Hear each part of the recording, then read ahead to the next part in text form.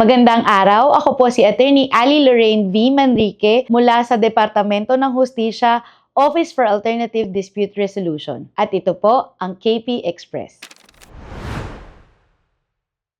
Attorney, pag hindi sumunod yung isang party, pwede na bang humingi ng CFA? Para sagutin ko yung tanong na yan, i-explain ko muna yung Certificate to File Action. Ang ating pong Certificate to File Action ay ini-issue ng barangay una kapag nagkaroon ng pag-uusap ang mga partido pero eventually wala silang naging kasunduan.